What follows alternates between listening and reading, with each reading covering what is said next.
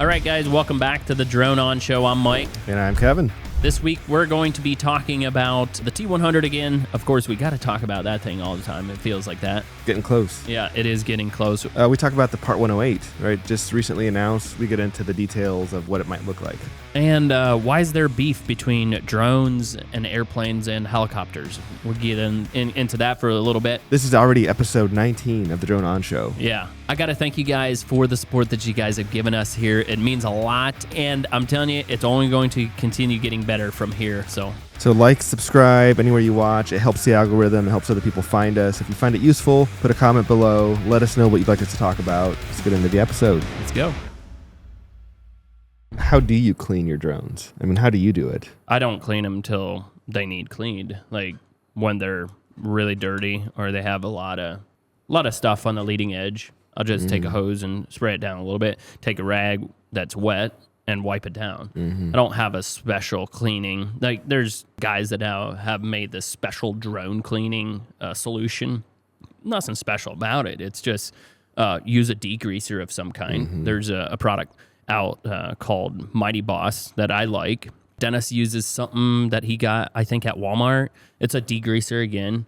Just sprays it on his drones. It'll eat away the bugs and the old product that you've sprayed. It'll eat away, and just spray it down, take a rag, and wipe it off. It's really not super complicated. Yeah. Now, if you want to go into really in-depth cleaning, you could get like a little toothbrush and go into the cracks. No, I'm serious. Do people do that? I see him do it in China at the end of a season where you're trying to clean up a drone to get it for like selling it. Maybe you really just want to clean every crack. You could do that, but I'm not doing that. Like, these are implements. They're farm implements. Yes. Spray them down, clean them best you can, get some of the big grub off of it, but for the most part, they're going to be fine.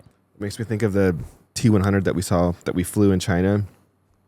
It had duct tape on it. It had, oh my gosh. Yeah, that T100 in China, that thing was used, but it had 20,000 acres on it. Yeah, and I think they were hammering on it as well to see, what are the weak points, because they're probably early adopters in China where they give their feedback back to DJI to make improvements, and that thing was still hanging on.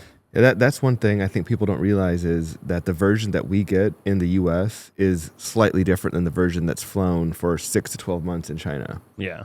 And they've found the break points, the weak points. They've replaced those, and we get actually a superior product. So it's one of the reasons, and I guess that product also probably is released in the Chinese market then as well. I think they phase out the old kind as they bring out new ones. I was watching something.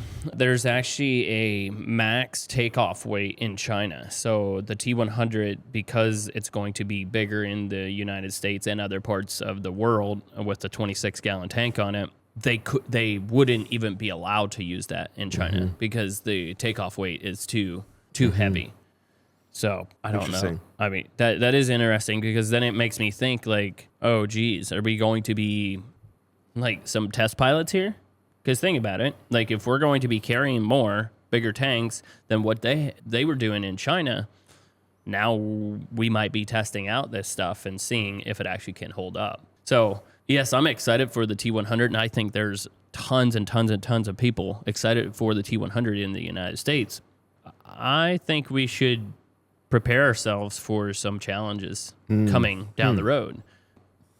One, and we've talked about it before, is just the battery management. Like, if you think of a heavier load with a 1,000 milliamp higher than what the T60X has right now, it's just not clicking. It's just not making sense in my brain how that battery will be enough. And is it going to overheat? I think that the drone will fly fine, but will the batteries overheat? Will the batteries be able to be charged fast enough? These are things we don't know until we actually fly them. Yeah, and so you're saying with a load that's so much bigger on the T100 than the T60X, a simple 1,000 milliamps more isn't going to really move the needle on. But to me, it doesn't seem like it could. But I might be wrong. Yeah, I don't know. I am excited for the, the bigger payload, the faster flying, the LiDAR, all the things, right? All the things that the T100 has.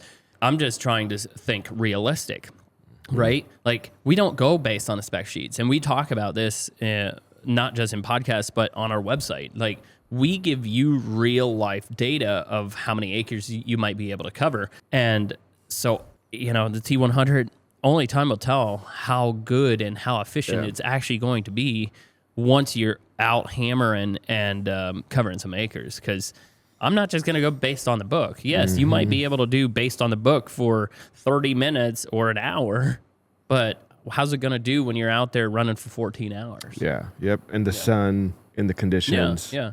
I mean, all the things. Yeah, we put it through the paces. Yeah. So yeah, I'm excited about that, but I'm saying this for people that are thinking of buying a T100 because they're coming. We might be testing stuff because if China didn't have a 26-gallon tank, who had a 26-gallon tank to test it to know if it's going to work? Did you think of that? Yeah.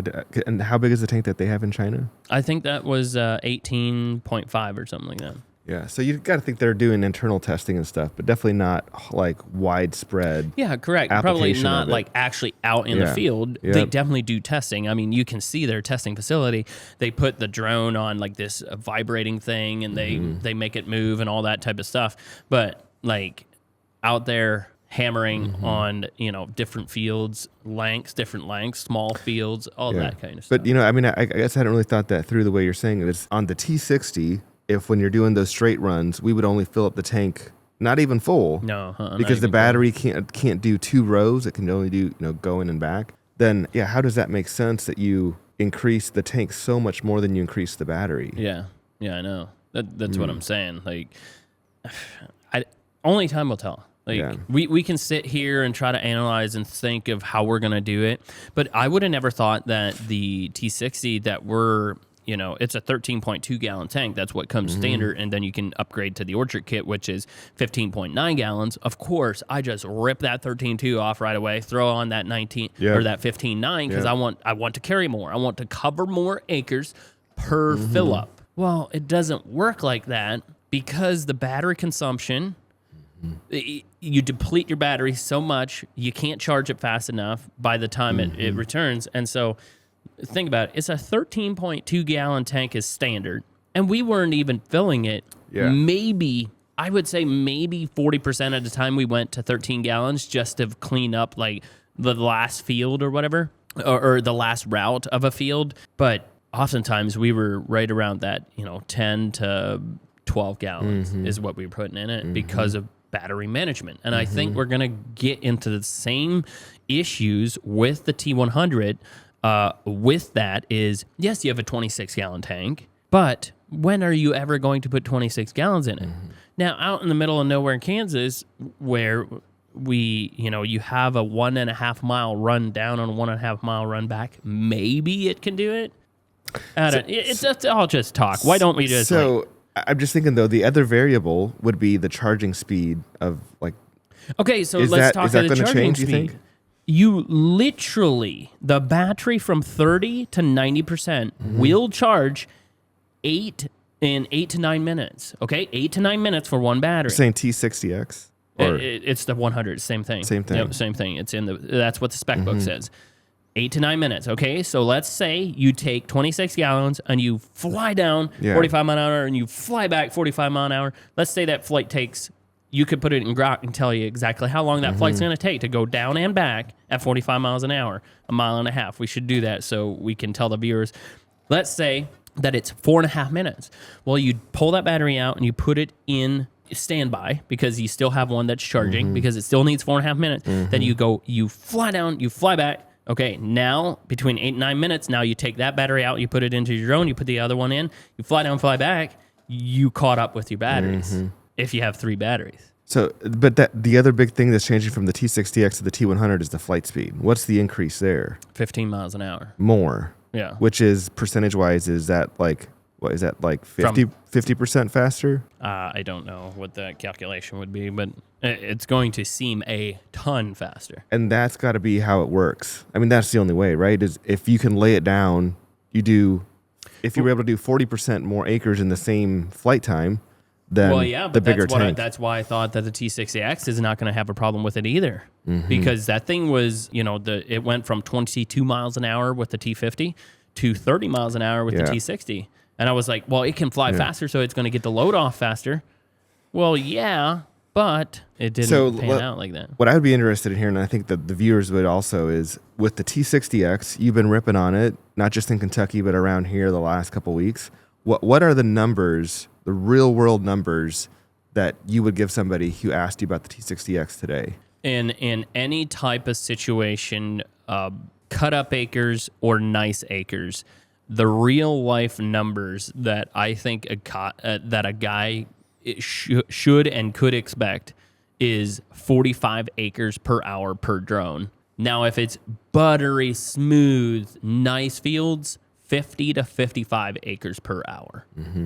With the T50, when we were cut up, really hard type stuff, 35 to 40. So we bounced up to, 5 acres per hour more per drone with the T60X. Now, where it really shines is those big, big fields. Yeah. You could not. It was hard to get that T50 to do over 45 acres per hour. That's 2-gallon work. You're just not going to get it to do that because it's flying so much slower. So, yeah, in wide open, big fields, maybe the T100 is going to be able to, do, if I would guess, I would say 65 to 70 acres per hour, 2-gallon work, maybe. But that's just talk.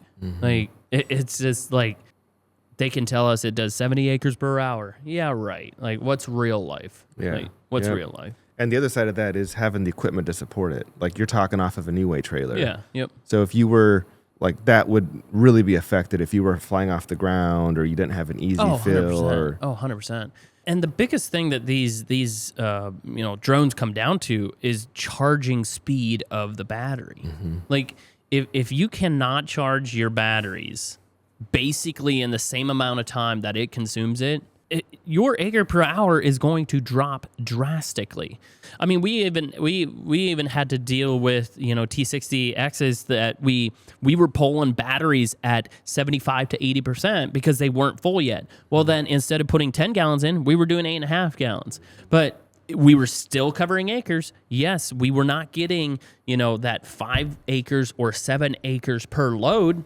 But even if we went out and we did 3.5 acres with a load, it was better than sitting there for another 3.5 minutes waiting on that battery to charge. Yep.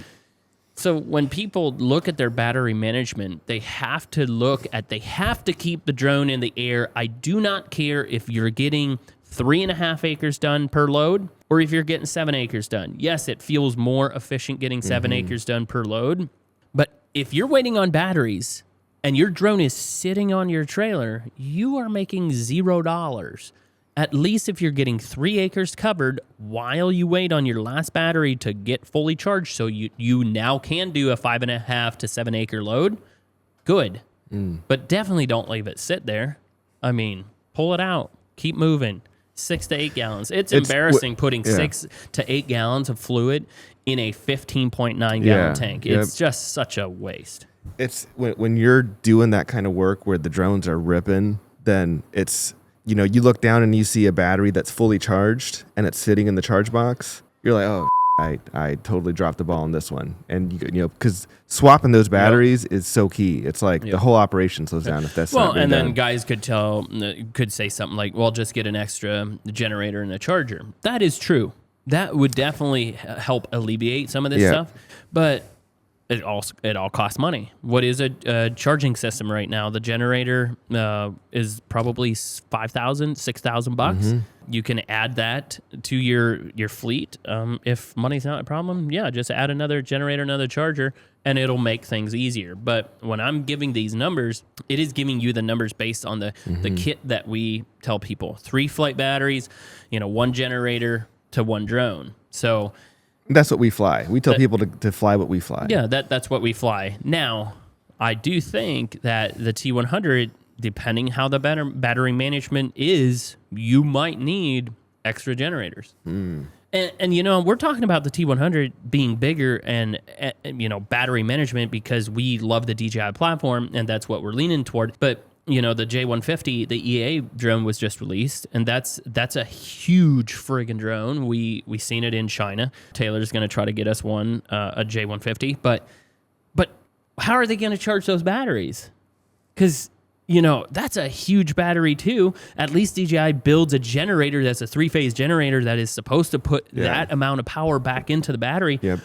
I wonder what the solution is for the J150. Like, are we going to be, running a, 50 kW generator that weighs 2,000 to 3,000 pounds? That's a diesel. Yes, diesel's nice. It's quiet, but you will be heavy just to keep up with the batteries. And then I still don't even know how they're going to charge it.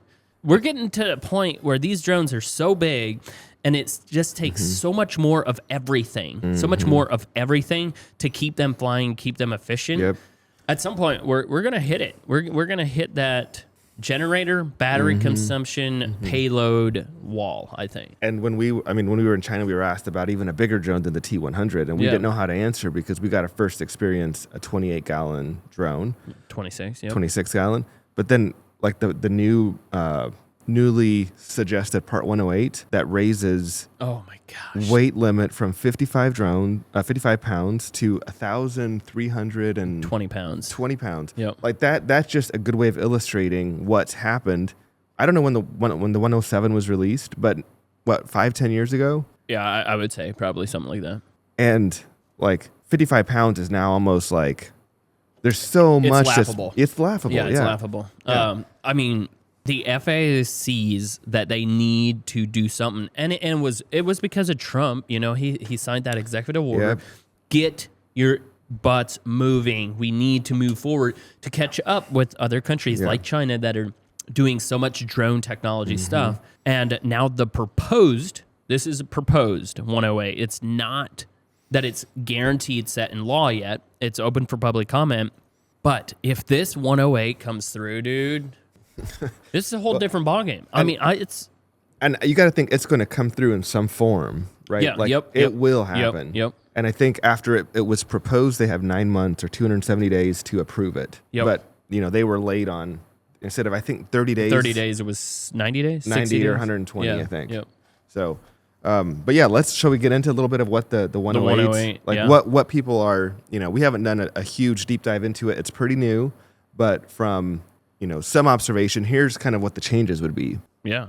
Because, you know more about it. You read into it more than I did. Yeah. So I think the biggest game changers are there's a path to allow beyond visual line of sight. Yep. Whereas before it's all been like visual line of sight, which means all of the FPV goggles and people flying around, unless they have a specific waiver, then it's technically probably not legal. Yeah. Right. Yep.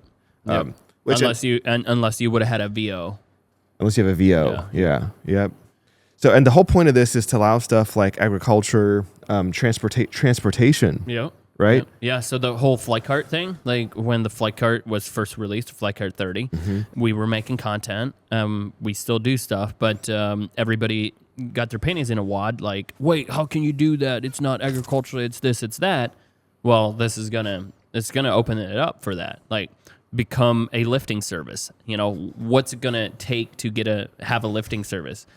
It's going to be a lot more outlined of what you can and cannot do. And there'll be a pathway for it, right? Because it's been so frustrating for us. We filed 4 different times amendments and requests to get a Part 91 that would allow us to use drones to actually transport things in a safe manner over uninhabited areas in the wilderness. Yep. And the FAA, it's like they have you can't do it. Yeah, they were just trying to stall it because they never were asked these questions and they didn't know how to give us the exemption because once they give one exemption, then they have to give everybody the exemption. Yeah.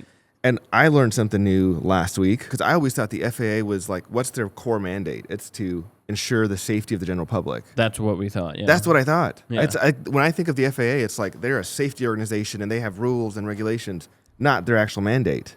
Yeah.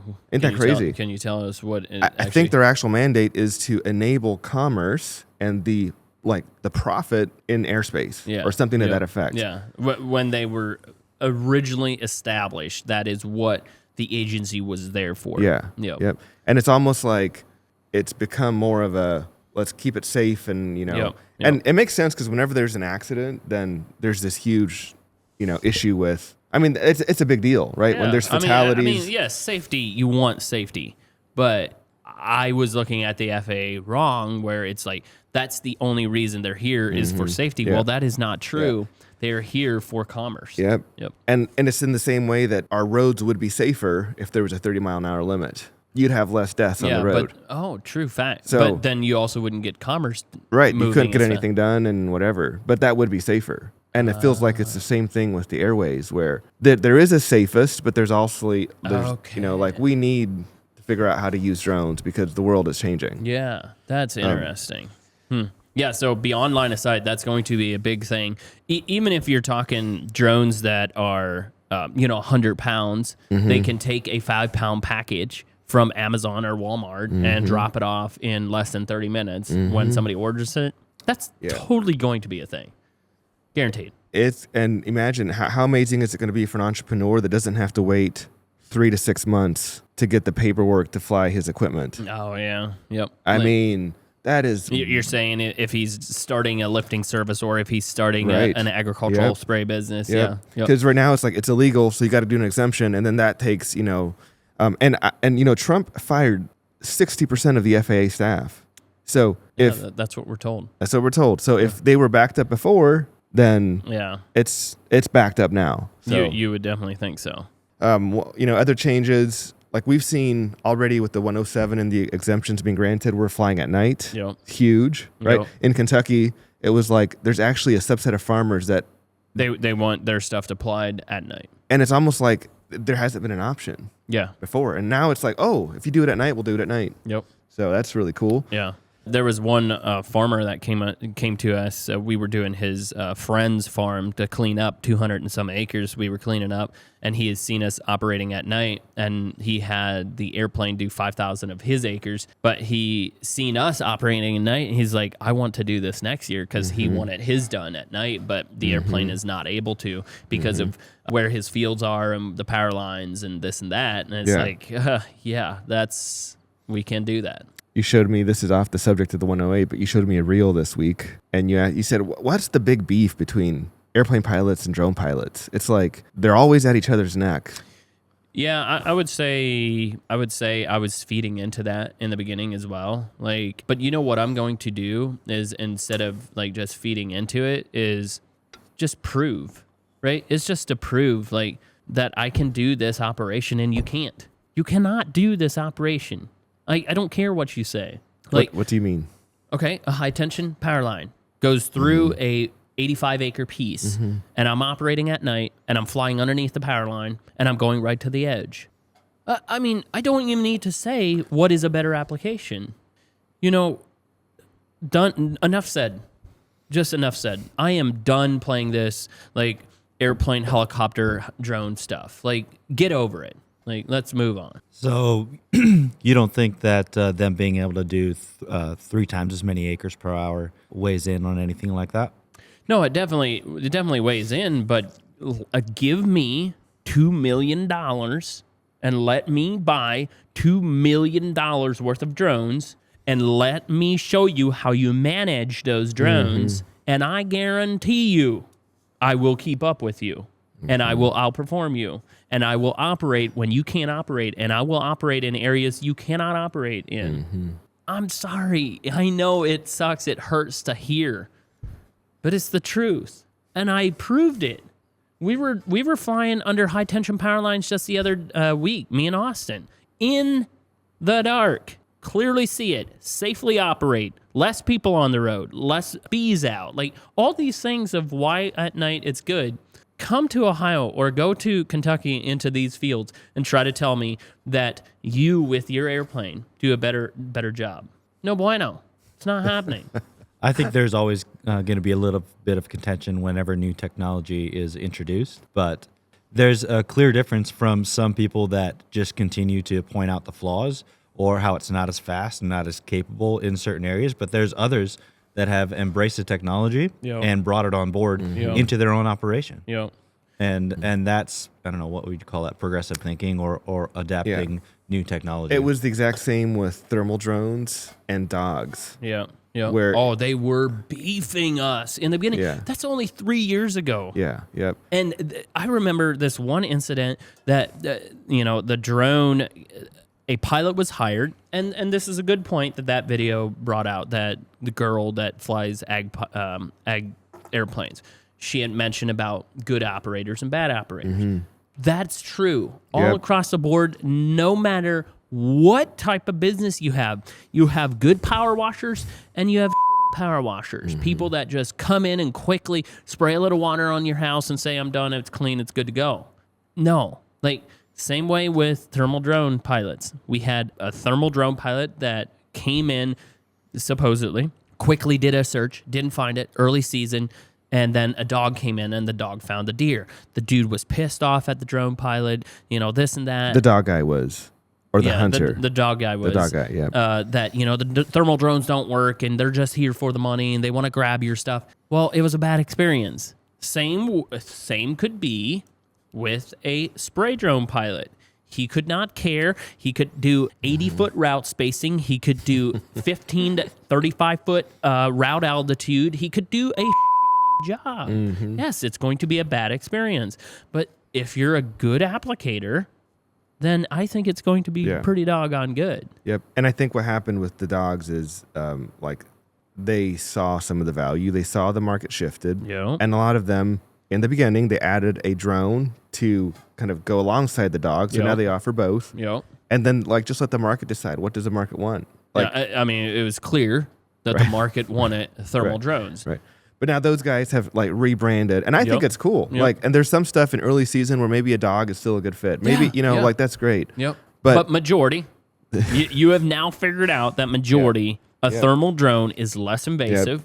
It does a better job, and it allows you to not only maybe find your deer that is dead, but allows you to see how should I enter to go recover my deer if there's other big deer in the area that are bedded on your property and you don't want to blow them out. Yeah. I think sometimes people forget about that part of the whole thermal drone recovery is not only can you find your deer, but it gives you a better option of how to go in and recover it. Yeah. So that same thing, I mean, it's not, the next step, right, is going to be the airplane pilots, they just buy a drone and they just, I think that will happen. And then maybe if they don't do that, they are kidding themselves. Perfect example. Another farmer in Kentucky. He has a friend that is an airplane pilot, and he wanted to spray his acres. But he told him, you can spray my acres if you do it at night. That's it. That's all he said. Well, I can't do it. Okay. Well, then I'm using a drone.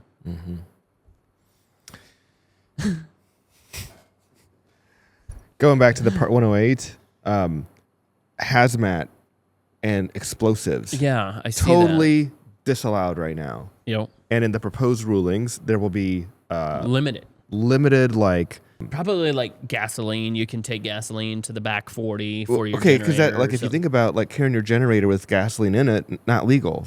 Yeah. Right. Technically, currently. Yeah.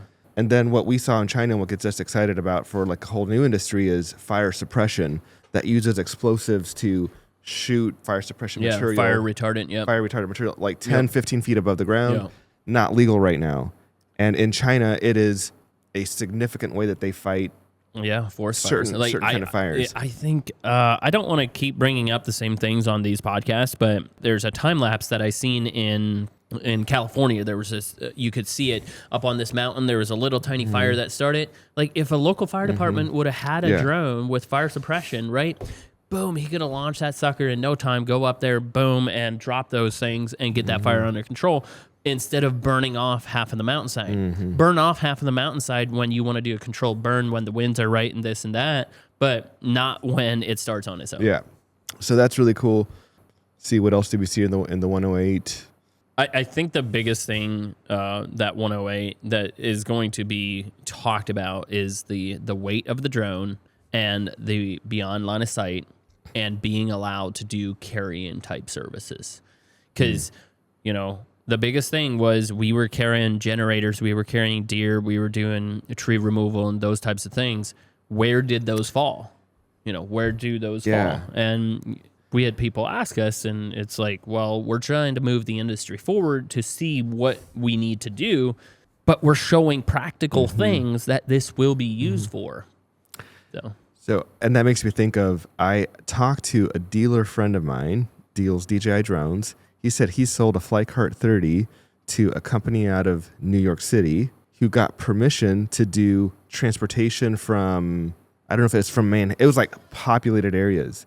And the thing that makes it work is that there was a $20 fee for cars to enter that part of the city, and it was a 2-kilometer stretch over the water, and you could fly cart mail, stuff like that, fly cart it back and forth without paying a $20 fee. So right from the get-go, you have there was a business model. But what shocked me was that they actually got the permissions, and they aren't running yet, but they have the approvals, the FAA approvals or whatever to do that. And it's like, that is in the current environment of 107 difficult.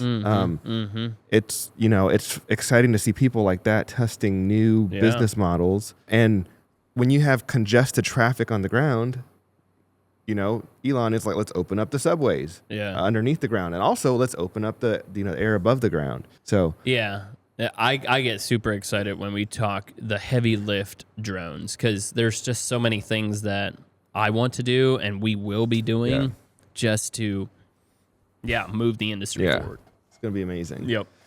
Like with airplanes, you could tell me, but there's like an air certificate or airworthiness certificate. Airworthiness certificate. Yep. And I think in the 108, there isn't going to be that. But you will still need to register your drones. Yeah, you'll still need to register your drones, everything. Yep. But there will be like technicians don't need to be certified the same way that they would to work on aircraft. Okay. But they need to have some kind of like practical certification that they've done it or whatever. But I think this is good that, I mean, what do you think? I'm curious what you think for like some of these big drones, they weigh 200, 300, 500 pounds. Shouldn't you need to have a bi-yearly checkup by an authorized mechanic or? I don't know how I feel about that, because there's like an airplane. Say you built the RB-10 that we fly around the country. That's it's like a Cirrus SR-22. It's bigger than a Cessna 172. That's what most people know. Bigger than a Cessna 172. Yeah, okay, that's actually. I can fly the RB-10, and I can work on it and do my own modifications to it if I was the original builder. So same with these drones. Like, how much do you have to work on it in order for it allow you to work on it yourself and not have to get in an AMP? Would you be able to operate a commercial function with that airplane? No, because it is in a category called experimental. Okay. Yeah. So that's the other reason why the FAA has had such a hard time with these drones is if they do give you an airworthiness certificate, what category are you in? I know that the spray planes are unrestricted or restricted or something like that is what their category is. Restricted category, I think is what it is. But what are the drones? I don't even remember what their category is because they don't have that category listed. And so, I think they're trying to get around some of those laws that are written that they need to be in specific categories if they have an airworthiness certificate. So if you have an airworthiness certificate, what category are you? And if they're saying you don't need an airworthiness certificate, it's allowing them to not put you in a category, I think. Yeah. And I feel like it's like you don't have a life on board the drone. So it seems like the level of requirement should be below an airplane or most commercial airplanes. Like it should not be that stringent. And like we know guys who are spraying, like think of agricultural specifically, 80% of them, they just fix their own drone if it goes down in the field. Yeah. And they're built that way. You can just do it. Yep. So it seems like... And do it safely. Like they're, put the nut and the screw on, put some Loctite on, tighten it down to a certain, tightness that you can feel. It's not like if you put this thing on, it's just going to back out on its own. Like it is honestly common sense. Repairing these drones is going to be safe. But it seems like there should be allowance for that. But the bigger of the drone, like when you have 1,000-pound drone, it seems like your requirements for safe operation should be, or safe maintenance should be different than that of a 100-pound drone, in my opinion. Yeah. Okay. So I think this is what I'm thinking is if the drone goes over a certain weight, because this is how the FAA has always done it. There's also a category called Part 103. It's for ultralights. I have an ultralight. And what it is the weight and the speed of the aircraft. They calculate that and figure out how much kinetic energy it would have if it would smack into a building. And so to operate under a Part 103, your aircraft has to weigh under 250 pounds, and it cannot fly faster than a certain miles per hour because they figured out if it weighs this much and it flies this fast and it smacks into something, it actually... the aircraft will be more damaged than the building that it runs into. So I think that the drones will be the same way. If the drone goes over a certain weight and flies a certain amount, a certain speed, then it cannot cross over populated areas. Now, it can go around a populated area. That's like my ultralight. If I go, let's say I'm going to Canton, Ohio. I cannot go over Canton, Ohio because that is a populated area, and my Part 103 says I can go around it, I can go up to it and fly around it, and then I'm on the other side of it, but I cannot go right over top of it. And I think that's what these drones will do. You can take, say, I'm just throwing numbers out there.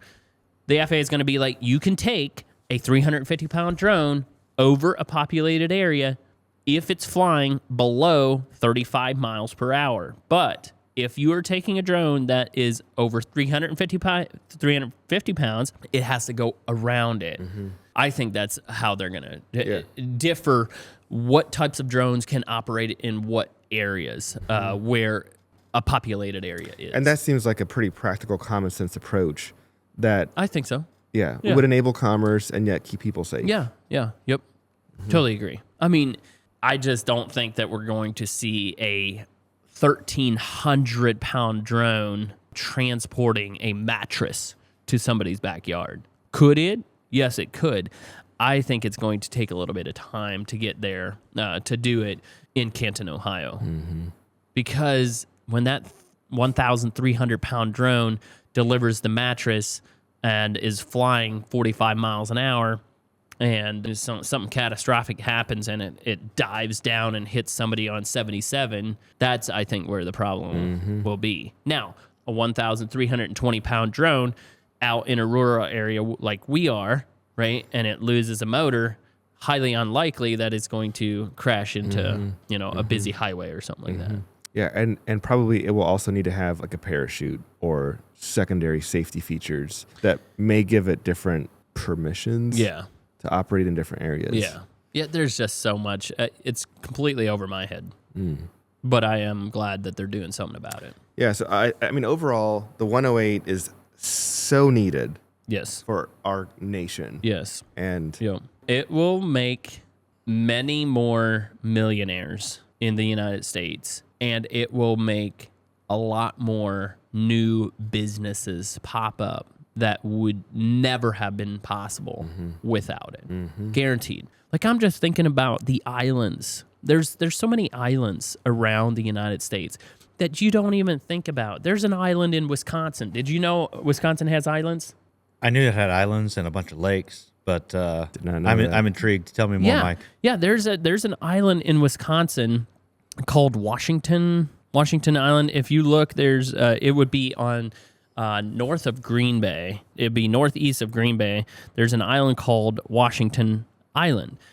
And it's big. And there's farms out there. And there's people that live there. And the only way they get their stuff there is ferries. Well, you could easily have a drone route, fly out to the island, delivering things, practical things for these people to live out there. That's just one island that I'm, bringing up. There's tons of those across the United States. There's another island in Michigan called Beaver Island. A lot of people live there. They live there all year. You have Mackinac Island. That's just some of the islands that people know. And then on the East Coast, there's a whole list of islands out there that people live there. Transportation services will be a thing. Even around here, they're going to be a thing. We do so much construction. Right now, they're doing construction up on the hill here. Construction guy, oh my gosh, we ran out of a box of nails. Called Kime Lumber. Hey, I need a box of nails out here right away. Pack it in the drone, whoop, zip it out here, and have a box of nails in no time. Like 2x4s. Ran short on 3 2x4s. Can you send a couple 2x4s up here? Yep. Okay, here they come. Shoo. They're out there with drones. It is actually real now. Like I used to say, no, it's not going to be a thing. It is going to be a thing. Yep. For sure right here, because there's a lot of construction stuff that goes on. You can have a hub that you can... Dude, how often do I go to the hardware? I go to the hardware a lot. If I'm working on a project on a Saturday and I go there, I'm saying, well, I might be back a little later because I might not have everything. That's going to be a thing where it's like, hey, I need some glue. I forgot the glue. Here comes the drone. Whoop, drops the glue off. Dude, and that so you will not only have the drone entrepreneurs, but the hardware store that is with it. They're going to have an app, right? You're going to order it from your app, and then in 20 minutes, it'll be at your door. Yeah. Like those people are going to do a whole new level of commerce that will be unlocked by this as well. Yeah, and I just take it to the next level is these island people. Some of the island people will not want the technology because they want the takes a week to get my stuff type of experience. But there's also going to be people that like it. Yeah. No, I'm serious. You think some people want the... Oh, yeah. Oh, 100%.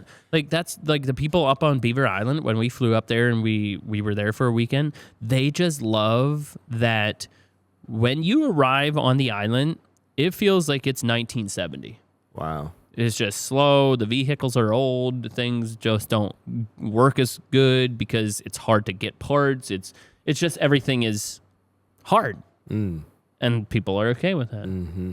One of the things I'm thinking about, Mike, with delivery here in Ohio, small cut-up fields, our scale and what we have, to travel in order to get parts. Have you ever watched Welker Farms, Montana? I think I've seen that. The name is familiar. They're big bud tractor guys, and their scale of farming is massive. Yeah. But I'm just thinking of being able to actually take parts out or 100%. deliver.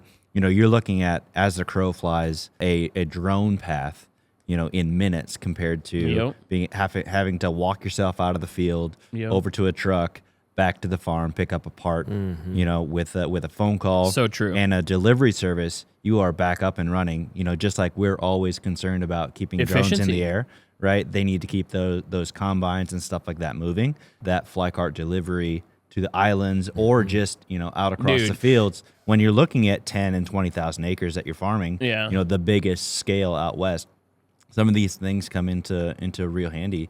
You need to get in touch with them and see if we can come do some trial runs with them, because that's what we're wanting to do, is just to come show. With the T100? Yeah. Yep. Yeah. Absolutely. Like, I'm telling you, that is... when I say when we're making the videos, like when I'm doing, transportation type stuff, when we hauled the deer out, I said, these things will be used for things that I can't even, explain yet. It's because I don't think of all those things. Like, you're watching that type of video and you're thinking in the back of your mind how the drones could help them. It's like, I don't live in Alaska. I don't know that you could, need help transporting crabs or whatever it might be. There's going to be those things that things are going to be used for that I'm not around it, so I don't think about it, but totally it's going to work for it. Yeah. Like just that crab thing. Like, I don't know for sure. I don't know really at all how it works, just from TV shows I've seen. But I think they have a bunch of different crab cages or traps, different parts, and a ship goes around, goes up to the crab, pulls it in, they see what they got. Like, soon you'll have a T100 fly cart or a fly cart 100 or something similar, and it'll lower the winch with a magnetic thing that will like hit to the top, and the boat will stay on a course, and the drone will like bring in all the the stuff to the boat, so that the boat doesn't have to go to each one.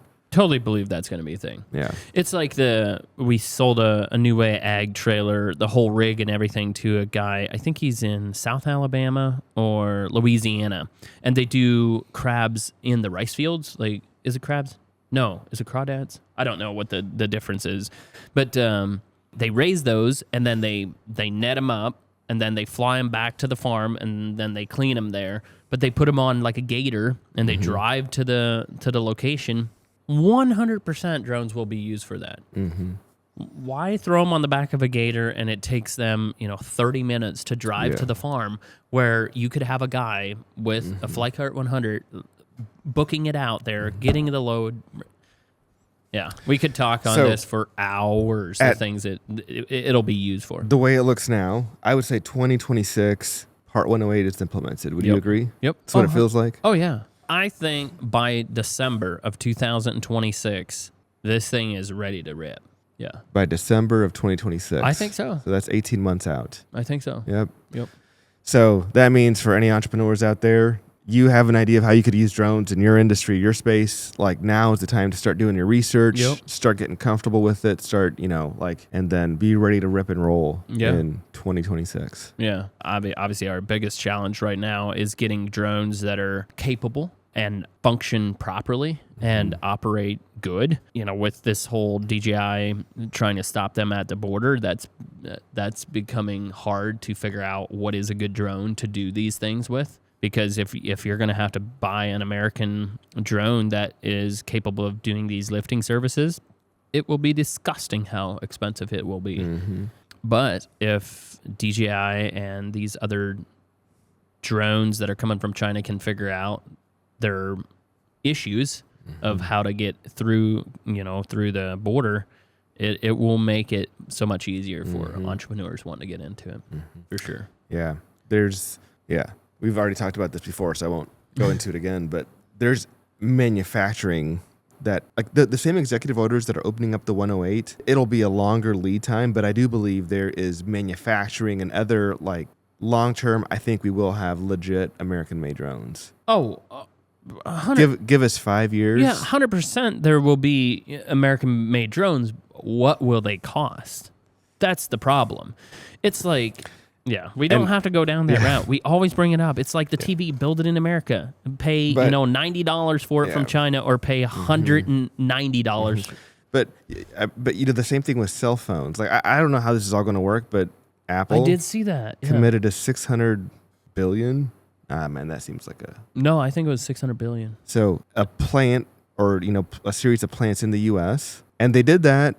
They did that so that they got relief from the tariffs, so they didn't hit their product. So that commitment, like, we'll see if they actually follow through with it. Oh, no way. So they did that. So then they said you don't need to pay tariffs on the stuff that's coming from China. As long as you make a commitment. Of U.S.-based investment. Oh, what? DJI, I know you guys probably don't listen to us, but let's talk. And the crazy thing is, right now, the American-made drones are twice as expensive, even after you pay 55% tariffs on a drone made in China. Yeah. That shows you how uncompetitive the landscape is.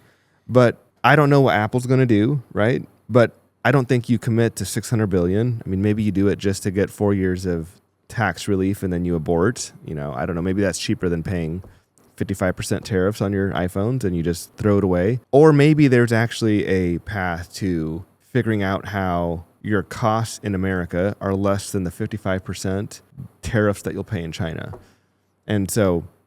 Yeah, I mean, I don't know. When you're doing billions and billions like they are, I'm sure they crunch the numbers and figure out, if we're paying 55% tariffs, how long would it take to pay that back? What I want to know is, at the next president, like, are we going to continue on this? Right, exactly. Or is it all just going to be like wash it away and guys, we're back to business as normal? Like what? That.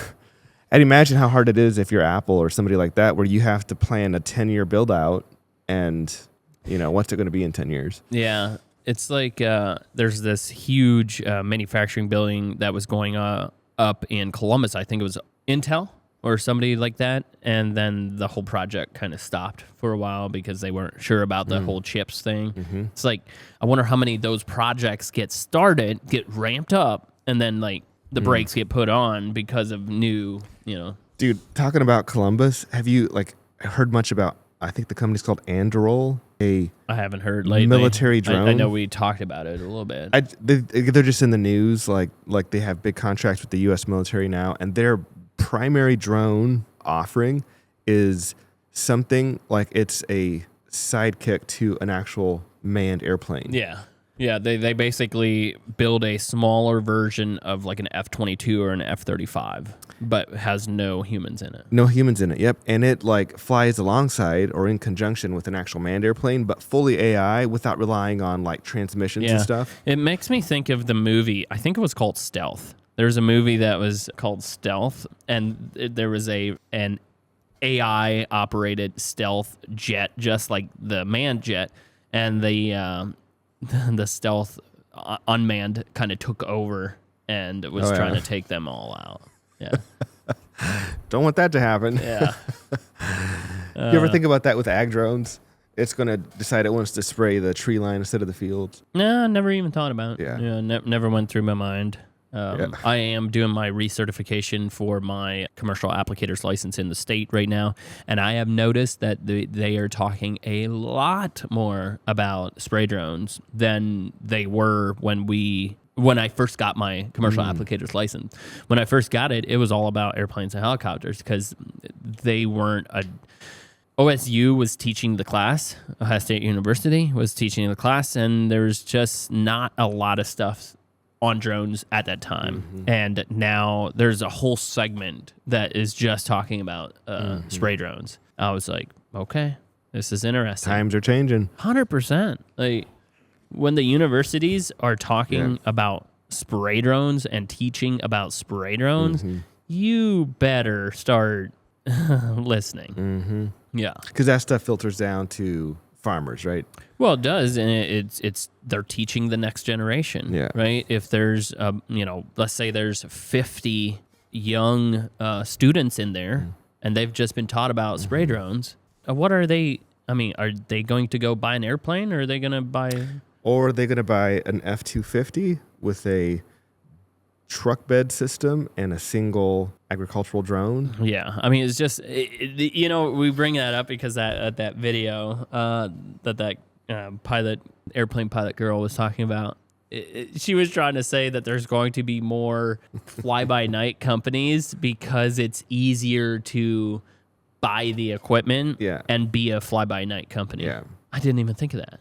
I mean, it is easier to buy a drone than it is to buy and operate an airplane. Yeah. There's no doubt about that. But did you think of that they'll be just... no, I didn't really think about that. Didn't even think of that. Yeah. But that's what they're thinking about. They're like, oh, it's so cheap to buy this stuff. We're just going to have any John Henry coming in and whacking our acres out and then leaving. And he did a crappy job, and now he's in... But it's funny they talk about the drone guys have so little commitment to an area that they spray some and then they go to the next place. Yeah. That's funny to hear airplane guys saying that. Interesting. Everybody has their own perspective. What I would like to do is I'd like to get an actual spray pilot on the podcast. I would love to have a spray pilot, an airplane pilot on the podcast. And hear their perspective. Maybe there's things, just hear their perspective and have a conversation. Kevin, I think it'll be just like in any other industry. You will have some that like it or are thinking of adopting it and agree with it.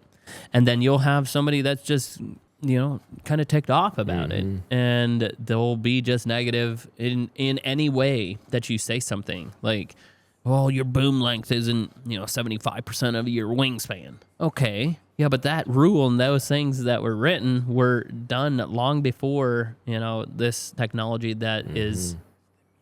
in my opinion, better. Yes, you know what I'm saying? Like you'll have different sides. You bring one airplane pilot in that is like, nope, we're adopting it. I'm phasing out. I'm buying less airplanes, or I'm doing less acres with my airplanes because my insurance is cheaper, my fuel cost is less, everything is less, so that's why I'm adopting the drones. And then you'll have this other airplane guy over here, just like an old farmer that says, dude, it works good, but I'm just not going to use it. Why not? I don't know. I just don't want to use it. It's technology. And you'll have an airplane guy that's be like that. They won't tell you, yeah, I kind of like that it can fly at night underneath the high tension power lines and in the small fields and the big fields, but he's not going to tell you that. He's just going to tell you, nope, don't want it. It's new technology, don't want it. I think it's bad. Like, yeah, you'll have those. All kinds. Yeah. It'll be interesting to see where this will be in 10 years. And I guarantee you, we will all be surprised. Because when I see my very first spray RC, it was not a drone. Well, it would have been a drone, but it was a little helicopter. It was a spray helicopter. I think it was a 1.5 gallon tank or a 2 gallon tank. Remote control. A remote control helicopter and was spraying vineyards in California. Yeah. And I was like, there's no way. This is so dumb. They're wasting their time. Yeah. Look where we're at in 10 years. Yep. We're talking about a drone that'll take 26 gallons. Yep. Who knows if it's going to work, the Right. T100, right? But we're talking Yep. from a 1.5 gallon tank to a 26 gallon tank that flies faster, does all these things. Where will we be in 10 years? Only time will tell. Should be good. Can't wait for it. Can't wait for the Part 108. Yeah. Can't wait for next year. It'll Yeah. be exciting to see how this comes out. Yep. Anybody listening, if you are a helicopter pilot or a airplane pilot and you want to join us on the podcast and just have an open conversation, get a hold of us, NuWayAg.com. You can call our team or email. Do you want them to email you? Yeah. Email me, kevin@hledrones.com. There you go. All righty. Thanks for listening, guys. We'll catch you guys on the next one.